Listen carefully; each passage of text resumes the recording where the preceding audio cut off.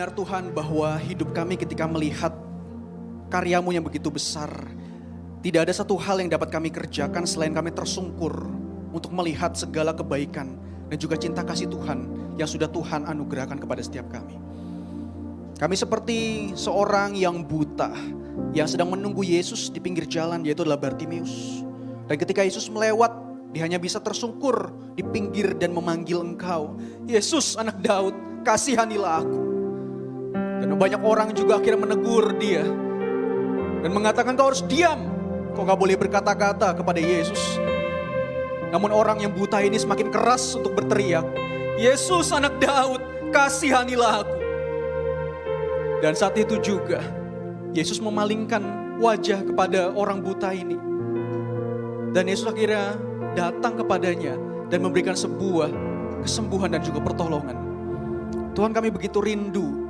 Kami juga saat ini sedang berteriak di dalam hati kami, di dalam segala pergumulan yang sedang kami hadapi.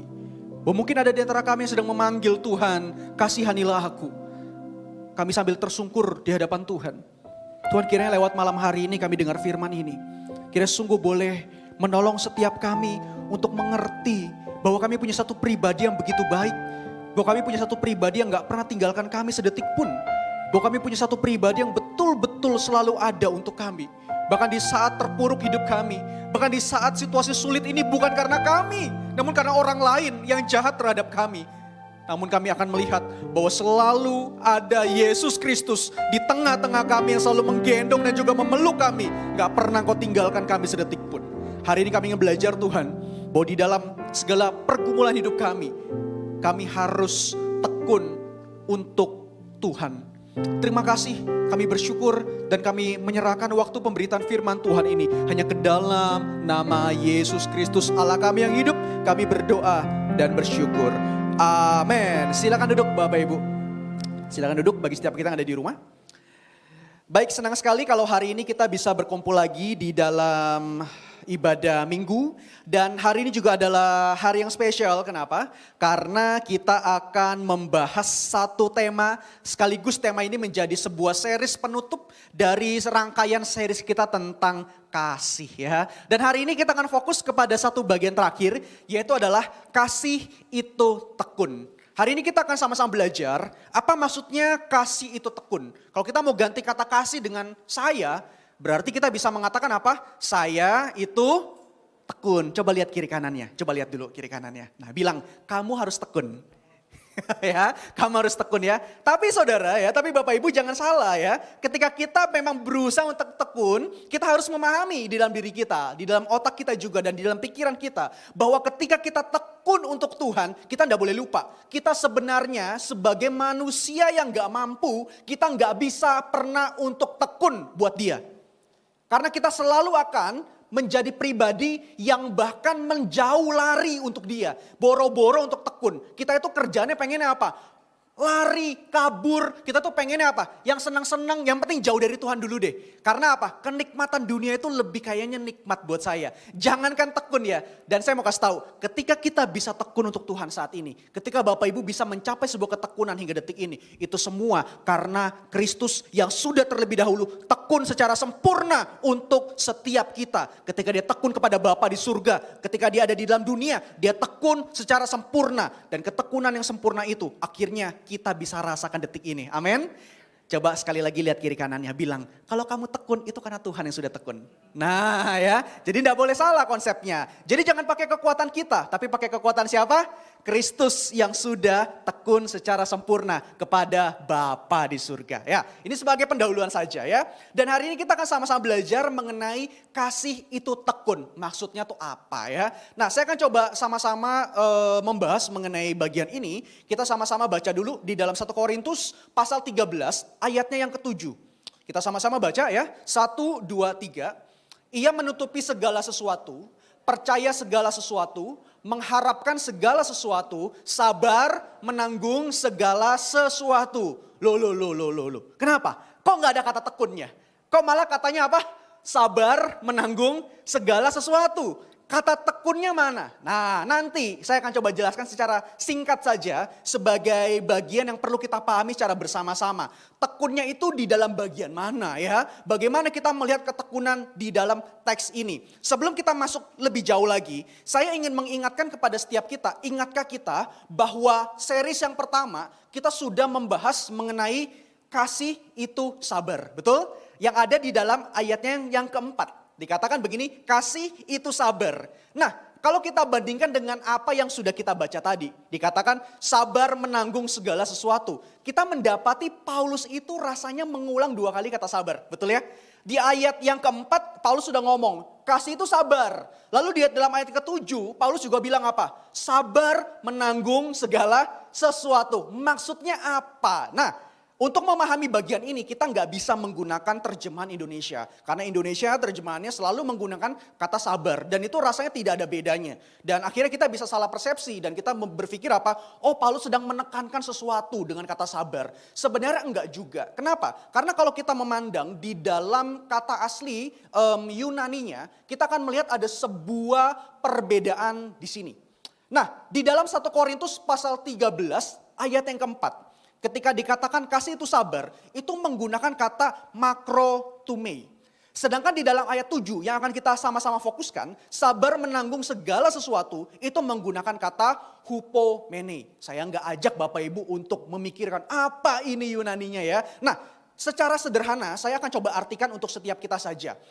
Kalau kita lihat di dalam bagian ini, sabar menanggung segala sesuatu yang dipakai kata hupomene tadi. Sebenarnya ini lebih menekankan mengenai kita itu harus sabar di dalam sebuah situasi yang sulit. Nah, kata kuncinya apa? Situasi. Coba bilang sama-sama apa?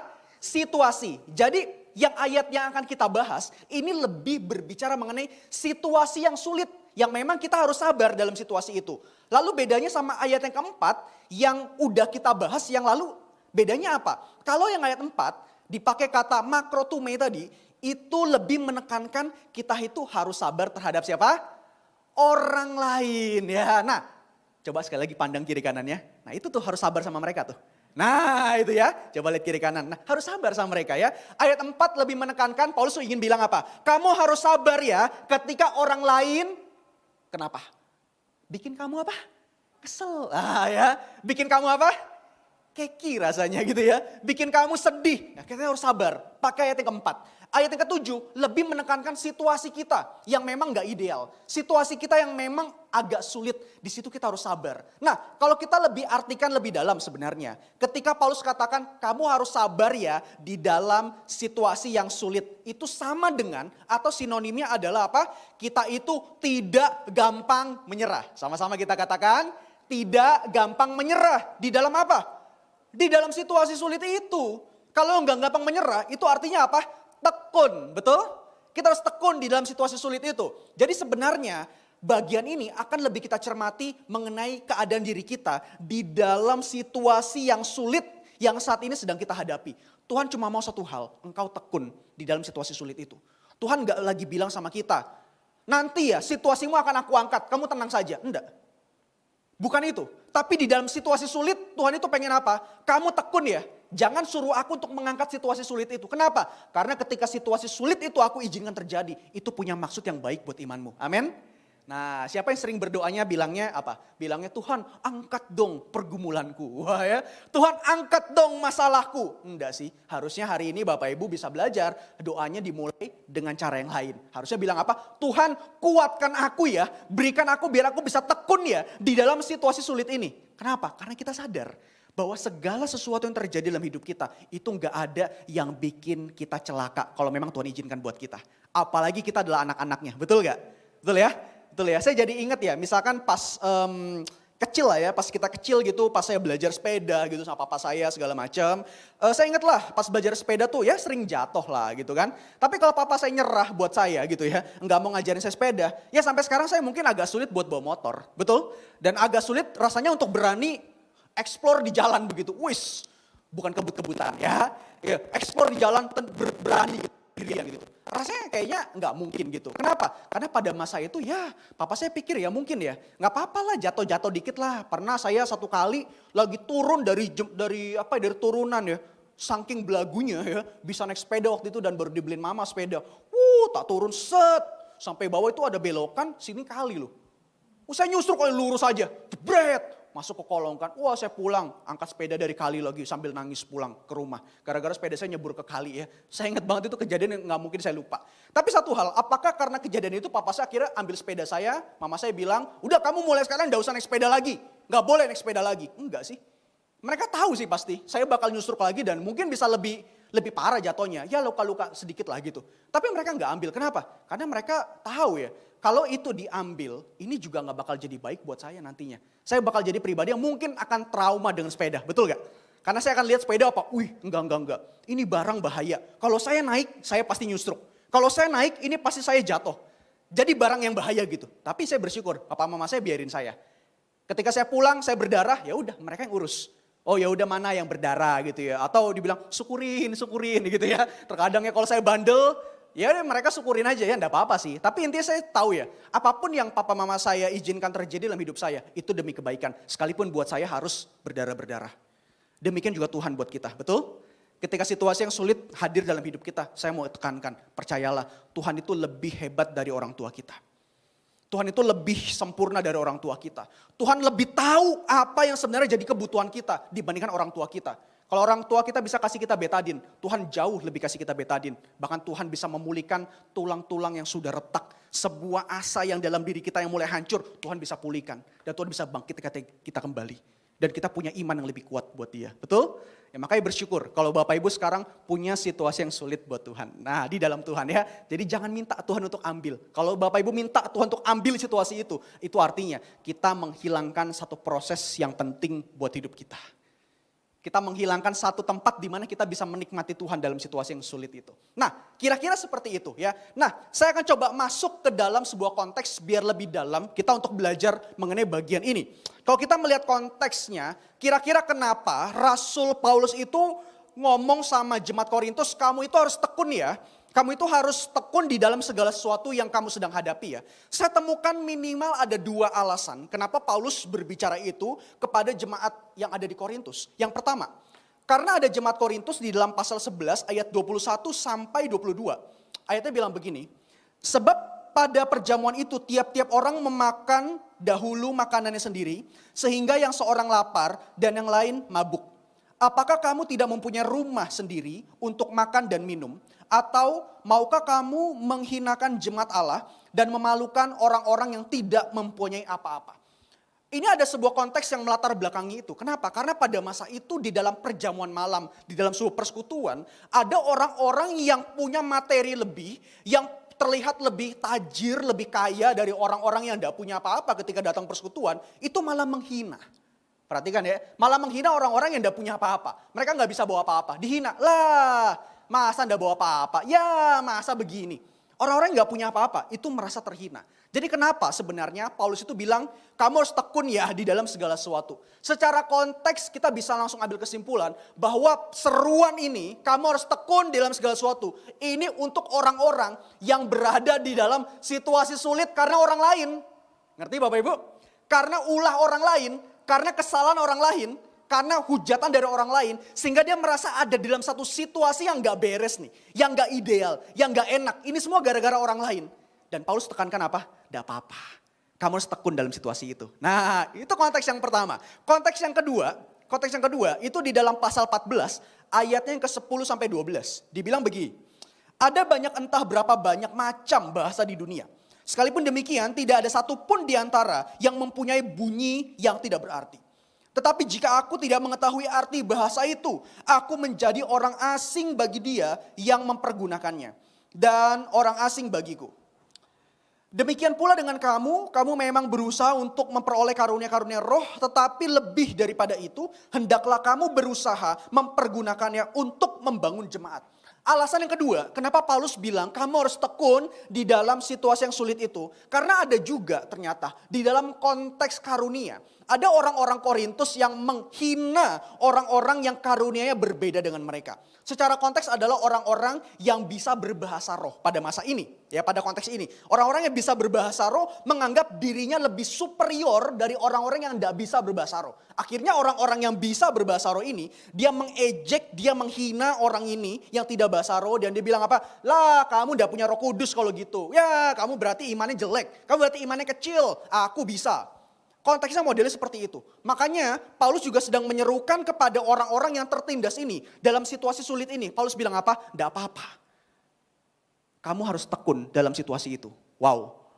Jadi sebenarnya kalau kita melihat dua alasan. Kenapa Paulus ngomong soal kamu harus tekun dalam situasi sulit. Kita bisa ambil kesimpulan tuh seperti ini Bapak Ibu. Bertekun dalam situasi sulit karena kesengajaan orang lain. Itu jauh lebih sulit dibandingkan karena kesalahan diri sendiri. Setuju? Setuju Bapak Ibu? Sama-sama kita baca. 1, 2, 3. Bertekun dalam situasi sulit karena kesengajaan orang lain itu jauh lebih sulit dibandingkan karena kesalahan diri sendiri. Kalau Bapak Ibu ada di dalam situasi sulit itu karena kesalahan diri sendiri. Contoh, misalkan udah tahu kita itu nggak boleh tanggepin SMS-SMS yang ada masuk di HP kita. Banyak ya, SMS-SMS isinya apa? Pinjaman online, betul? Betul ya? Dan kita tahu bunganya tuh gede banget gitu loh. Dan ada orang yang udah tahu tapi masih bandel kan? Ya enggak apa-apa lah sekali-kali, ya buat jajan ini, buat beli ini, oke lah pinjam nanti aku bisa balikin. Tapi ternyata dia enggak bisa balikin. Dan untuk nutup utang itu, dia gali lubang lagi. Ngapain caranya? Pinjam lagi yang lain. Di TV kan udah banyak kasus kemarin betul? Sampai akhirnya presiden kita speak up kan mengenai masalah ini, ya kan? Karena banyak orang terjerat, gali lubang tutup lubang, gali lubang tutup lubang, nah akhirnya apa? Wih merana dia, aduh situasiku sulit nih. Lah itu gara-gara kesalahan kita kok.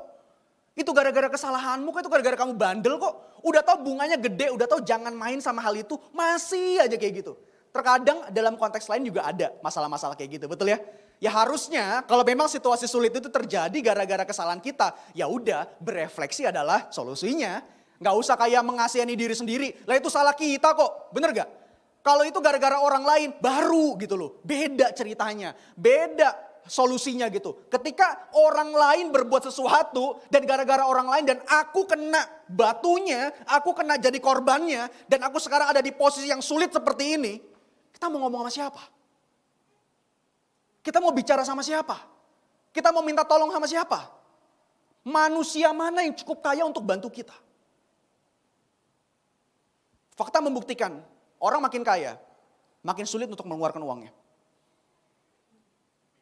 Orang baik model apa yang bisa tolong cover kita kalau kita benar-benar ada dalam situasi yang benar-benar sulit? Orang baik juga punya kebutuhan. Sebaik-baiknya orang, dia akan lebih fokus kepada keluarganya dulu. Dan kalau keluarga sudah, aduh sudah tidak bisa nih. Dia juga akan angkat tangan dan bilang tidak bisa.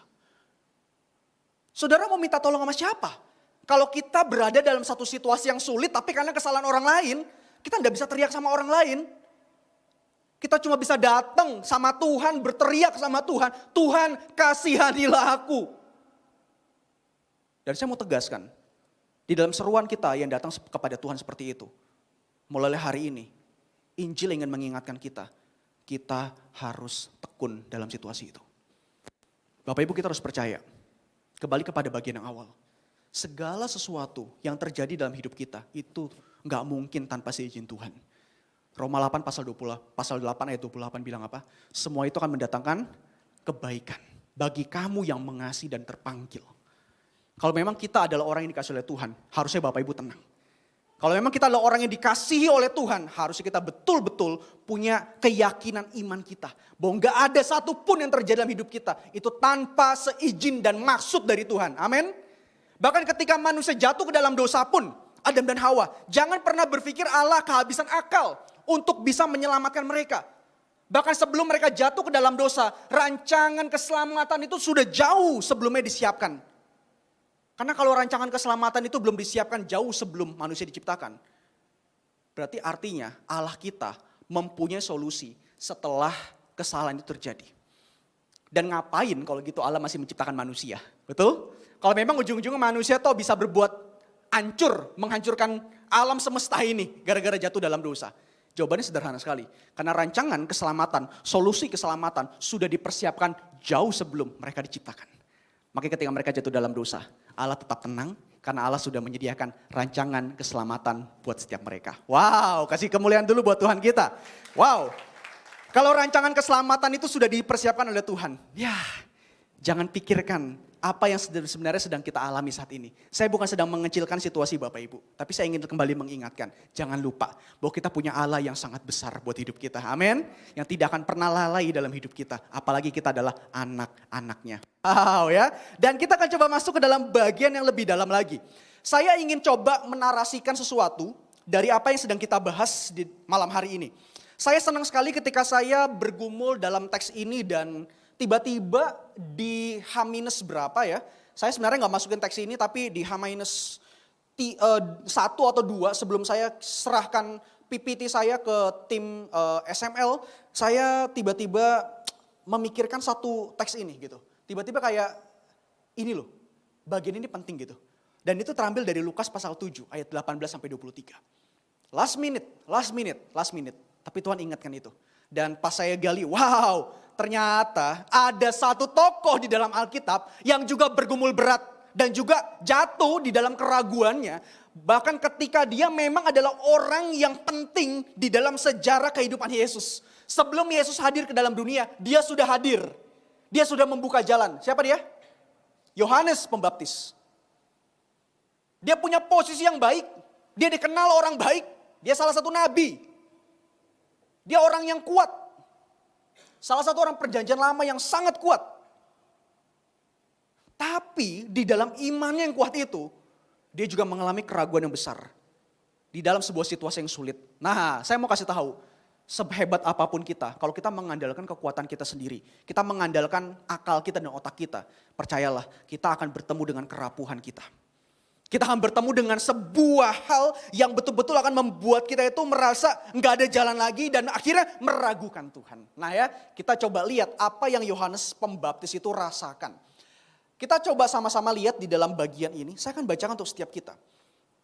Ayat 18 mengatakan, ketika Yohanes mendapat kabar tentang segala peristiwa itu dari murid-muridnya, ia memanggil 2 orang dari antaranya dan menyuruh mereka bertanya kepada Tuhan, engkaukah yang akan datang itu? Atau haruskah kami menantikan seorang yang lain? Ayat 20. Ketika kedua orang itu sampai kepada Yesus, mereka berkata, Yohanes Pembaptis menyuruh kami bertanya kepadamu, engkaukah yang akan datang itu? Atau haruskah kami menantikan orang lain? Saudara, paham konteks ini bicara soal apa? Ini adalah konteks di mana Yohanes Pembaptis sudah ada di dalam penjara dan sebentar lagi dia akan mengalami hari-hari terakhirnya dan dia akan dipenggal sebagai sebuah kado ulang tahun bagi Herodias. Yohanes Pembaptis sudah di dalam penjara. Kenapa? Karena dia mengatakan sebuah kebenaran, dia mengatakan sebuah fakta yang mencengangkan mengenai keluarga Herodes. Dan keluarga Herodes itu kesel dengan apa yang Yohanes Pembaptis katakan, karena dia merasa tersinggung. Sekalipun Yohanes Pembaptis ngomongnya adalah hal yang kebenaran, tapi gara-gara kebenaran itu Yohanes Pembaptis dipenjara. Ya kan? Ya artinya gini loh, secara sederhana gini. Yohanes Pembaptis itu berada dalam satu situasi yang sulit, ada di dalam penjara. Itu bukan karena kesalahannya. Tapi ketika dia mengatakan apa? Kebenaran. Ngerti ya? Jadi bukan karena kesalahannya. Bahkan ketika dia mengatakan kebenaran, akhirnya dia berada dalam situasi sulit tersebut. Jadi bukan karena orang lain lagi loh. Levelnya udah beda. Ketika dia mengatakan kebenaran, ketika dia mengatakan suatu hal yang benar, maka akhirnya dia masuk ke dalam situasi yang sulit di dalam penjara. Dan narasi ini baru dimulai ketika dia ada dalam penjara. Dan ketika di dalam penjara, Yohanes Pembaptis itu mendapat kabar ceritanya dari murid-muridnya. Jadi Yohanes Pembaptis punya murid-murid juga, sama seperti Yesus. Dia dapat kabar dari murid-muridnya bahwa Yesus ada di luar dan melakukan banyak hal. Melakukan banyak mujizat dan lain sebagainya. Dan akhirnya Yohanes Pembaptis dalam titik ini merasa bahwa, oh ya, Yesus melakukan itu semua? Coba-coba kamu tanya sama Yesus, aku kirim kamu ya. Aku kirim kamu untuk tanya sama Yesus. Engkaukah yang akan datang itu? Artinya, apakah engkau betul-betul Mesias yang dijanjikan oleh Allah? Atau haruskah aku menunggu Mesias yang lain? Saudara, ini adalah pergumulan Yohanes. Nanti kita akan bahas secara lebih rinci. Kita lanjut masuk dulu kepada narasi berikutnya. 21. Pada saat itu Yesus menyembuhkan banyak orang dari segala penyakit dan penderitaan. Dan dari roh-roh jahat. Dan ia mengaruniakan penglihatan kepada banyak orang buta. Dan Yesus menjawab mereka, pergilah dan katakanlah kepada Yohanes Pembaptis apa yang kamu lihat dan kamu dengar. Orang buta melihat, orang lumpuh berjalan, orang kusta menjadi tahir, orang tuli mendengar, orang mati dibangkitkan. Dan kepada orang miskin diberitakan kabar baik. Ayat 23 kita baca sama-sama, ini penting sekali. 1, 2, 3. Dan berbahagialah orang yang tidak menjadi kecewa dan menolak aku. Di dalam situasi apa? Sulit. Wah ya, nanti itu akan jadi poin klimaks kita. Kita akan coba lihat pelan-pelan. Dan dari narasi yang singkat ini, saya menemukan ada 3 siklus yang Yohanes Pembaptis alami. Siklus yang pertama, ini berbicara mengenai Yohanes itu bergumul dengan keadaannya. Yohanes bergumul di dalam sebuah situasi sulit yang sebenarnya nggak harus dia terima, tapi dia terima. Situasi sulit di mana karena dia mengatakan kebenaran, akhirnya dia nyemplung di sana. Dia bergumul betul di dalam situasi itu. Lukas pasal 7 ayat 18 bilang begini. Ketika Yohanes mendapat kabar tentang segala peristiwa itu dari murid-muridnya. Kabar tentang apa? Kabar seperti apa yang akhirnya membuat Yohanes itu bergumul sama kondisinya saat ini di dalam penjara. Bukankah Yohanes Pembaptis adalah orang yang mempersiapkan Kristus untuk hadir? Bukankah Yohanes Pembaptis adalah seorang yang pemberani dalam mengatakan kebenaran? Apalagi yang membuat dia bergumul dalam keadaannya, sekalipun dia dalam penjara. Ternyata gara-gara masalah ini. Saudara perhatikan, dia dengar kabar dari murid-muridnya. Kabar tentang apa? Ayat 21 ditegaskan begini. Pada saat itu Yesus menyembuhkan apa? Banyak orang dari segala penyakit. Lanjutkan, dan penderitaan, dan dari roh-roh jahat. Dan ia mengaruniakan penglihatan kepada berapa orang? Kepada berapa orang? Banyak orang. Saudara, ada beberapa penekanan yang saya temukan. Penekanan yang pertama itu berbicara mengenai apa? Bahwa Yesus itu menyembuhkan banyak orang dari segala penyakit. Bukan cuma satu. Tapi berapa banyak? Kita nggak tahu. Segala macam penyakit kok. Semua kok. Alkitab katakan banyak. Penekanan yang kedua adalah dikata apa? Penderitaan. Yesus hadir di luar sana, dan Yohanes di dalam penjara ini, Yesus mengangkat penderitaan orang di luar sana. Yesus menyembuhkan banyak orang di luar sana. Dan Yesus ngapain lagi? Mengaruniakan penglihatan kepada berapa orang? Banyak orang. Saudara, kalau jadi Yohanes Pembaptis, pergumulan imanmu apa saat itu? Kalau Bapak Ibu tahu apa yang Bapak Ibu perjuangkan, yaitu adalah kebenaran, yaitu adalah Kristus. Tapi saat ini Yohanes Pembaptis ada di dalam penjara. Dia bergumul dengan keadaannya.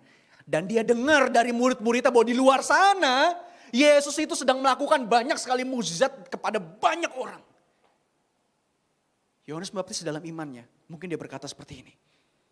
Di luar banyak engkau lakukan, engkau sembuhkan.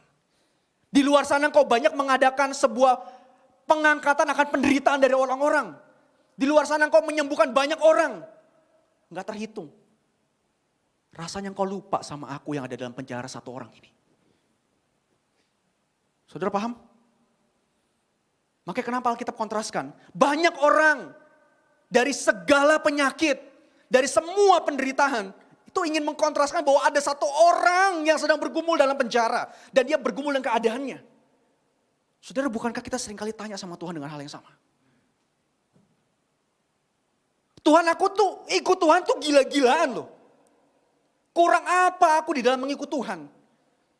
Kurang apa aku di dalam mengiring Tuhan? Tapi ketika aku berada dalam satu situasi yang sulit seperti ini, aku mendengar dengan telingaku sendiri di luar sana. Banyak orang yang mengalami mukjizat Tuhan. Banyak orang yang Tuhan sembuhkan. Banyak orang yang Tuhan angkat penderitaannya. Di luar sana aku dengar. Tuhan rasanya lupa sama aku, satu orang ini yang begitu taat sama Tuhan. Saudara, bukankah ini menjadi seruan iman kita? Bukankah ini menjadi seruan kita dikala kita mulai mengkontraskan kehidupan kita yang baik dengan apa yang diterima oleh orang lain, dan itu hal yang baik. Tapi saya mau ingatkan, ketika kita berusaha datang sama Tuhan dengan segala kebaikan, ketaatan kita, disitulah sebenarnya kita sedang menunjukkan bahwa diri kita gak baik. Di situ sebenarnya kita sedang menunjukkan bahwa diri kita tidak sesungguhnya taat kepada Tuhan. Karena kita udah mulai hitung-hitungan dengan Tuhan. Kita udah mulai ngomong apa? Tuhan lupa ya dengan kebaikan waktu itu. Tuhan lupa ya siapa aku. Ketika teman-teman, ketika saudara-saudara melihat kebaikan yang Tuhan kerjakan buat orang di luar sana. Tapi saya mau kasih tahu itu keliru. Itu artinya kita datang sama Tuhan, itu hitung-hitungan. Dengan semua hal yang sudah kita kerjakan. Kalau kita mau ingat kembali mengenai apa yang sudah Tuhan kerjakan jauh lebih besar buat kita. Layakkah kita meminta hitung-hitungan kepada Tuhan untuk hal itu? Silakan jawab dalam hati. Saya pikir gak layak kita minta itu sama Tuhan.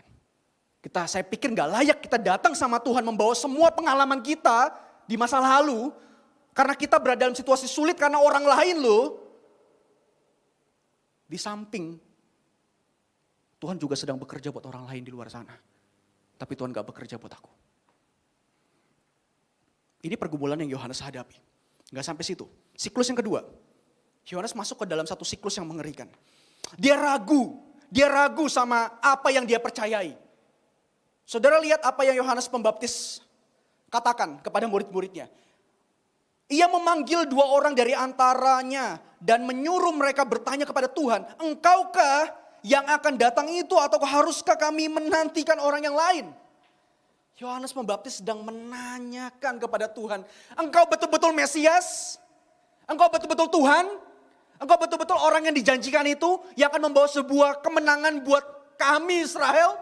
Engkaukah itu? Saudara, bukankah seruan ini juga mirip dengan seruan kita?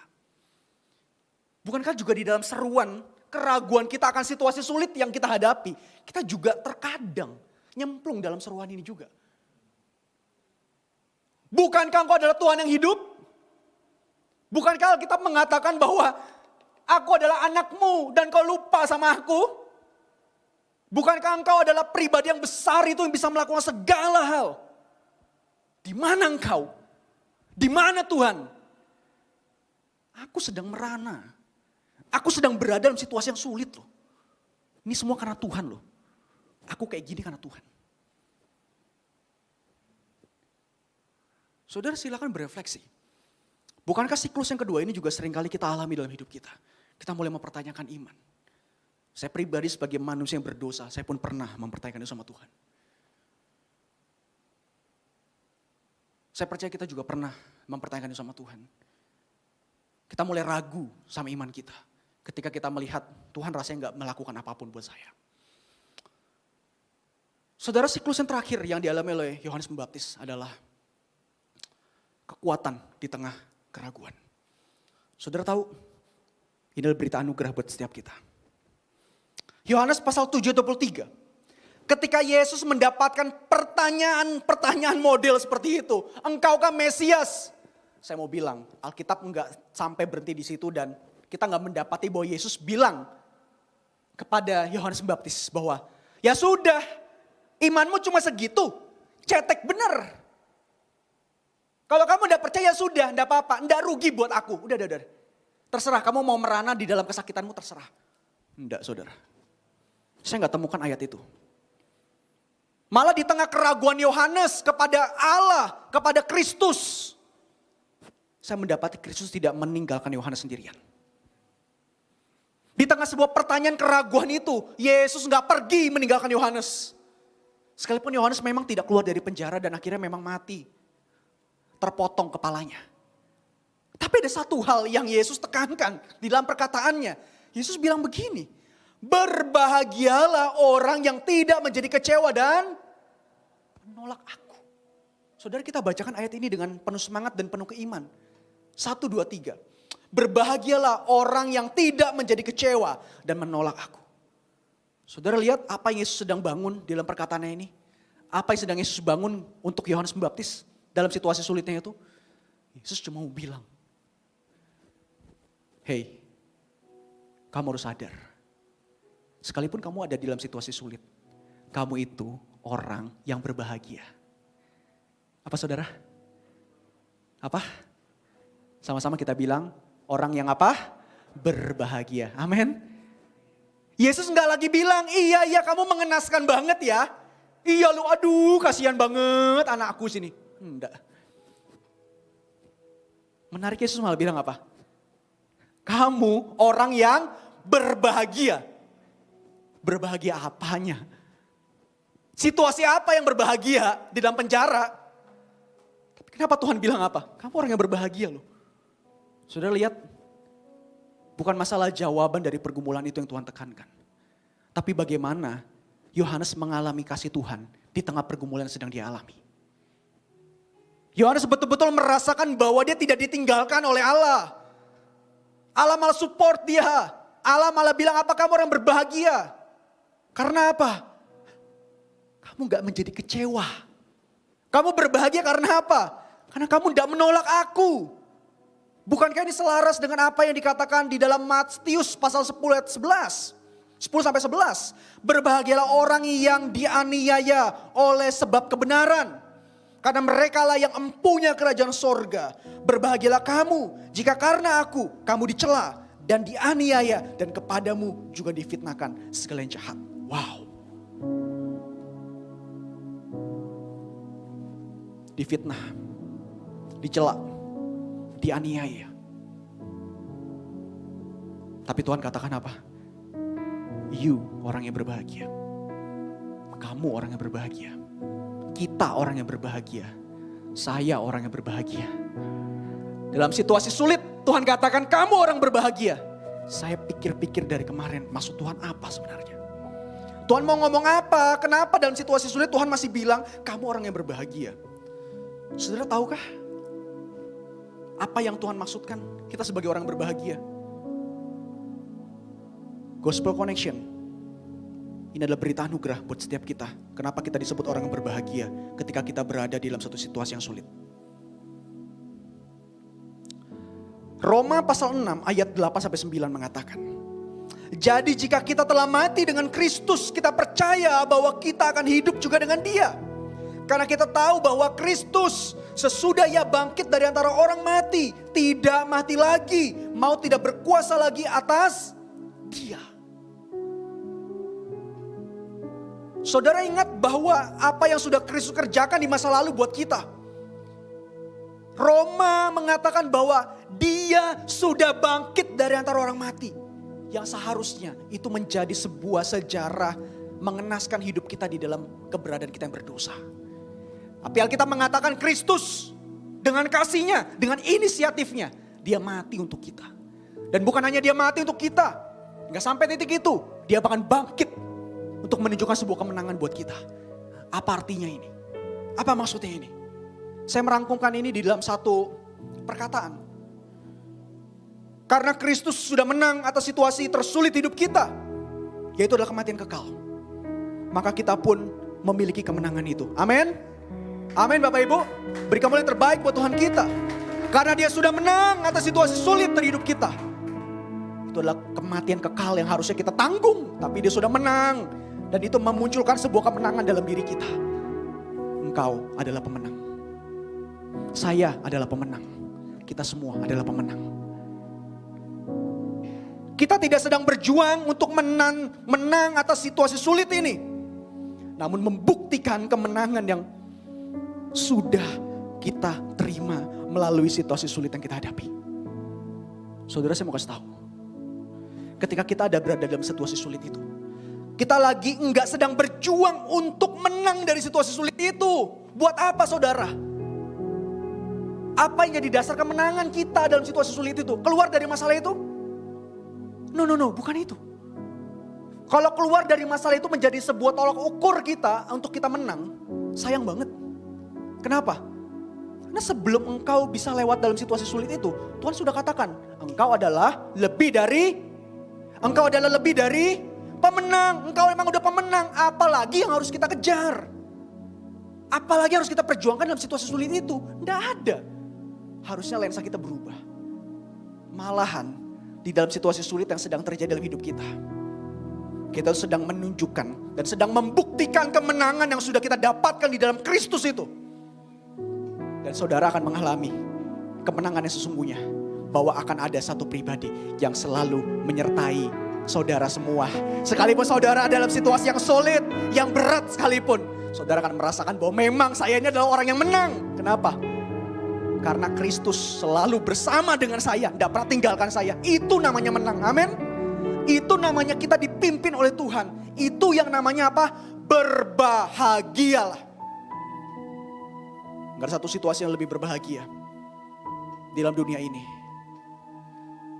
Gak ada satu situasi yang membanggakan diri kita kalau gak ada Tuhan di dalamnya. Sekuat apapun kita bisa keluar dari itu gak akan bisa membuat kita puas dan berbahagia. Hanya pimpinannya yang kita rasakan, itu yang membuat kita bahagia. Amin. Beri kemuliaan terbaik buat Tuhan kita. Saudara, saya ajak setiap kita untuk bergumul sejenak. Series ini sudah kita tutup. Namun saya merindukan setiap kita betul-betul mengalami kuasa Injil di dalam Yesus Kristus. Bahwa Injil itu sudah kita dengar. Injil sudah menegaskan kepada kita bahwa kita adalah pribadi yang sudah dimenangkan oleh Kristus. Injil mengingatkan kepada kita bahwa kita punya satu pribadi yang akan selalu menolong kita dan menyertai kita kapanpun itu. Dialah Yesus Kristus. Saudara, silakan serukan di dalam hatimu apa yang kau sedang alami saat ini kepada Tuhan. Situasi sulit apa yang kau sedang alami kepada Tuhan. Serukan saat ini kepada Tuhan. Dia siap dengar semua keluh kesahmu. Kasih Tuhan. Kasih Tuhan.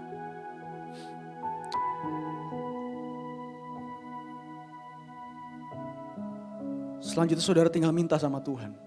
Tuhan, aku adalah orang yang lebih dari pemenang. Pimpin aku untuk dapat membuktikan itu. Pimpin aku untuk dapat melihat bahwa memang Tuhan ada di sampingku. Menuntun dan juga menyertai aku. Aku gak tahu kapan Tuhan aku bisa menyaksikan itu. Namun aku percaya. Mulai dari hari ini sampai kapanpun. Engkau gak bakal tinggalkan aku sendirian.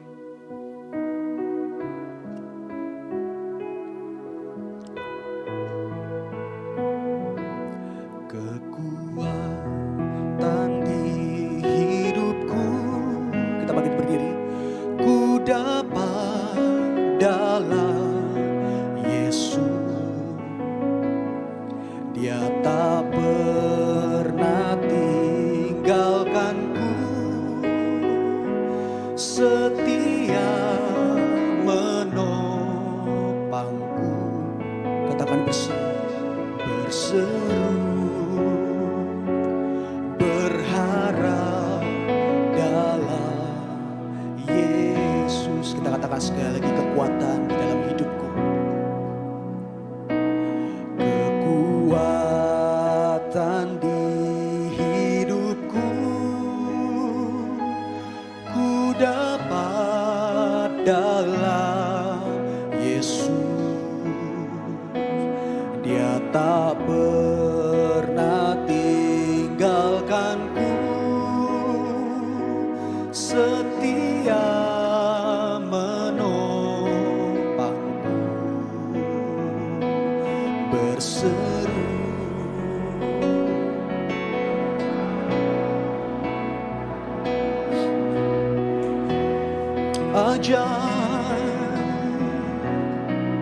Ajaib kau Tuhan, penuh kuasa, sanggup pulihkan keadaanku.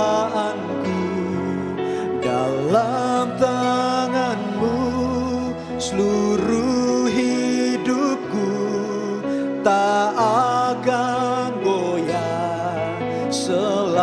Ajaib, ajaib kau Tuhan, penuh kuasa, sanggup pulihkan keadaanku. Dalam tangan-Mu seluruh hidupku tak akan goyah selamanya. Ajaib Engkau Tuhan, ajaib Engkau, ajaib Engkau. Kami bersyukur Tuhan, kami punya pribadi yang begitu baik. Kami bersyukur kami punya pribadi yang gak pernah tinggalkan kami sedetik pun. Engkau yang lebih tahu Tuhan, apa yang menjadi pergumulan dalam hidup kami pribadi lepas pribadi. Engkau yang lebih paham betul apa yang kami rasakan saat ini. Saudaraku yang dikasihi oleh Tuhan, jikalau hari ini ada di antara kita yang sangat bergumul dengan situasi sulit dalam hidup kita, saya ajak untuk setiap kita letakkan tangan kita di dada sebagai bentuk penyerahan total kepada Tuhan. Puji Tuhan, puji Tuhan, puji Tuhan. Ya Tuhan, Engkau melihat setiap tangan-tangan yang meletakkan di dada mereka masing-masing. Inilah kami Tuhan, sebagai manusia yang sebenarnya rapuh, sebagai manusia yang sebenarnya gak bisa melakukan segala hal tanpa Tuhan. Manusia yang sebenarnya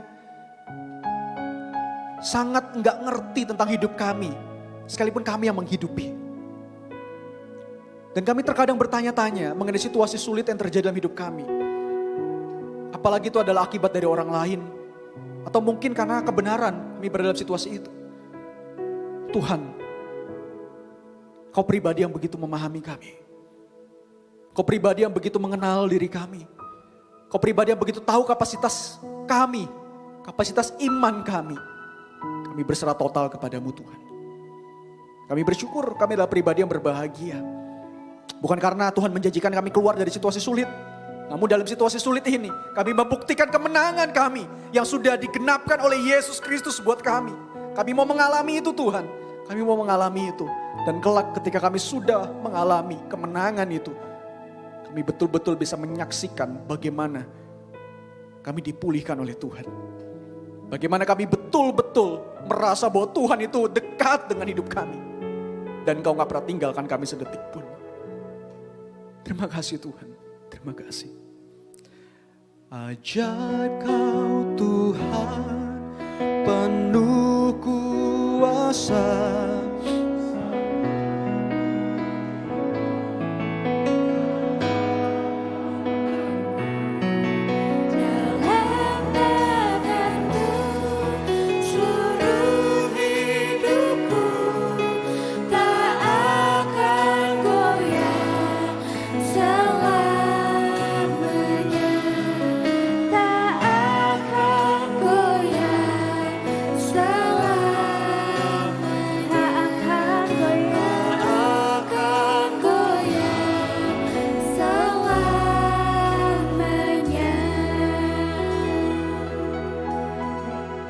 Bapak Ibu dipersilakan untuk duduk.